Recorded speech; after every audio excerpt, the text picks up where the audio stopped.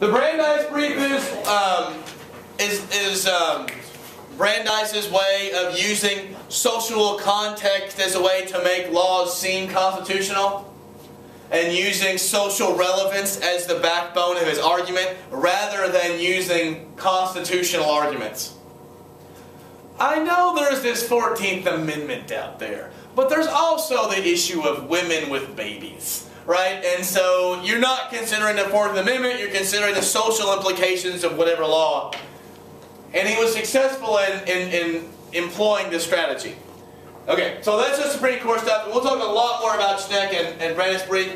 I want you to know about Lochner and about the minimum wage thing, especially because you can talk about this in one of your essays. Alright, now let's talk about the worst two things in the history of the world. The first one's going to be Prohibition. During the Progressive Era, many women's groups, including the Women's Christian Temperance Union, which was Aaron's favorite group ever because they argued for women's rights and against alcohol. I love it. It's great. Including the Anti-Saloon League, they were arguing that men didn't behave badly. They didn't behave badly and then drink alcohol. They were behaving badly because of alcohol. So, and part of the Prohibition movement was very much a WASP anti-immigrant movement, because in many of the Eastern European cultures, the Southern European cultures definitely, and the Irish culture, alcohol is part of the scenario. If you're Italian, what is going to be at dinner? Wine. Wine. If you're Eastern European or maybe Jewish, there is wine around. If you are German, especially if you're Irish, you're having beer at dinner, right? It's not that it's devious, it's what you do. And this was considered scary and foreign. And Prohibition was also a chance to clean up the saloons in the cities. I mean, you definitely did. On a lot of street corners, you had saloons and bars all over the place because people who were depressed and weren't making much money, this was a place they could go. But those things also did create some violence. Because regardless of what you think about alcohol, it is true that around tons and tons of bar areas, it's not a place for kids. Right? And so, up until this time, lots of states and counties had been reducing their exposure to alcohol. They had been putting in laws in place that limit alcohol. In fact, there were dry counties, and there were some states that had a lot of dry laws. We call them blue laws, like Protestant laws put into place legally. But in 1919, Prohibition finally passed. It became the law of the land. Much of the argument, we're going to talk about this during World War I also, was that they appealed to your patriotism. Because you know what goes into alcohol? Farm products, right? You get like wheat, sometimes corn, all these things. Instead of drinking them up, you bunch of drunkards, where should we be sending these things? To the troops. And if you're drinking, essentially you're pulling for Germany. And so they appealed to patriotism to get that, to get it passed, and they used something called the Volstead Act as the enforcement mechanism. The 18th Amendment didn't say you couldn't drink. It said you couldn't sell, manufacture, or distribute intoxicating liquors. And they used the Volstead Act as a way to do this. Okay? So, Duncan, you have a question? Based on, well, you were saying that like saloons and bars and stuff weren't the ideal environment for children, but at this time, well, if people were saying that at this time, then why do they think that working in factories were good conditions for them? Well, they didn't. That's why it changed. Well, a lot of people thought they were apparently, or it would have been reversed. What? Probably. I mean, you're right. It was bad for kids. I mean, and they tried to change it. But it was reversed based on a Supreme Court decision, not based on popular decision. It was a Supreme Court case. Okay. All right. Now let's talk about the worst thing ever. Horrible. Wait, so you hate women more than you hate alcohol. The 19th Amendment, the great scar on American history, Emma, don't you think? Yeah, this is horrible. I mean, how do we need our rights? I don't understand that. Ridiculous. The 19th Amendment is going to be the culmination of 70 years of effort. 70 years of effort, starting with what? Seneca Falls. Seneca Falls, as a result of what movement? The Second Great Awakening. Second Great Awakening. Again, can't you see the threads going between Second Great Awakening all the way through populism, coming up through progressivism? You can't say that history is static. Everything happens for a reason. And the women's rights movement is a perfect example of this. It also has a couple of things that I find to be awesome. And they're the groups that were formed. I'm going to show you tomorrow all these pictures of these women who are trying to do stuff. And here in a second we get time, I'm going to show you at least one scene of Iron-Jawed Angels, the force-feeding scene on Alice Paul.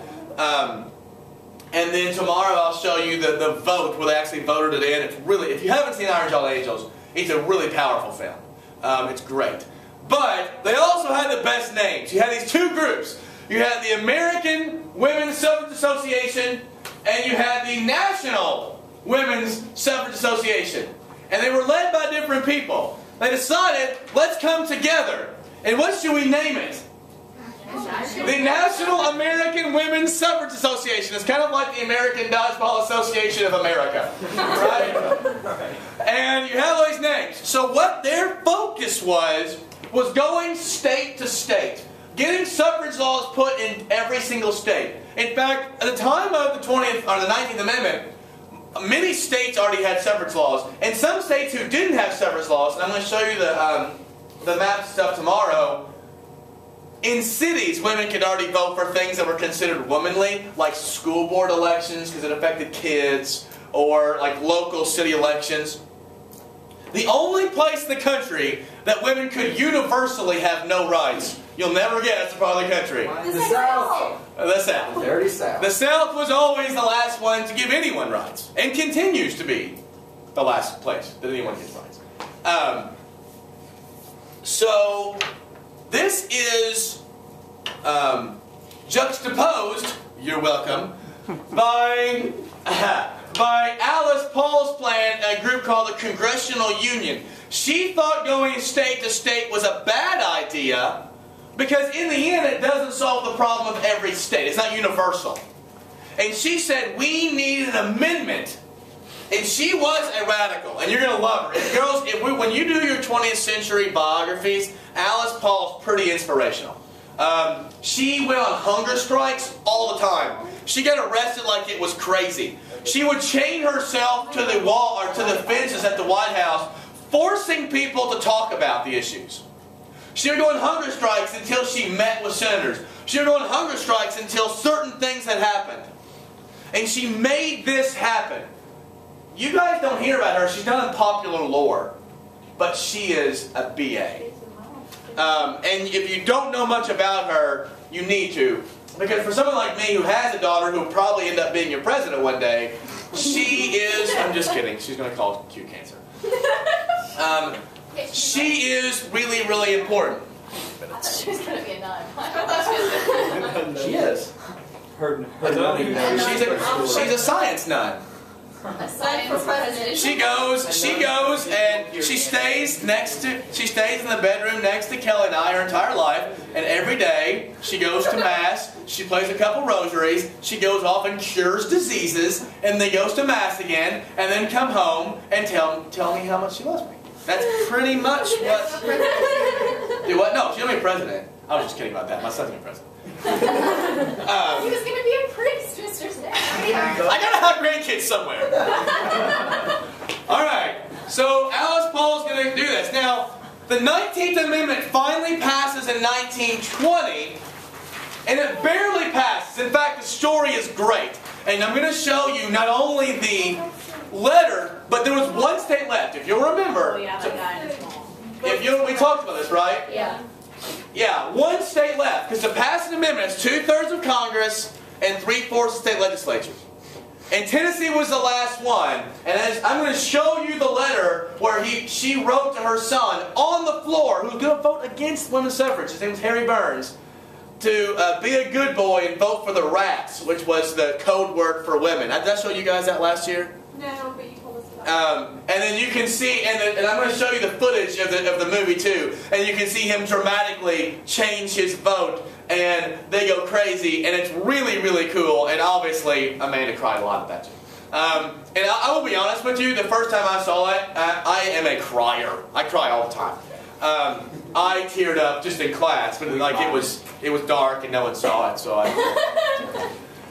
Then they also tried in 1923 to pass a bill called the Equal Rights Amendment.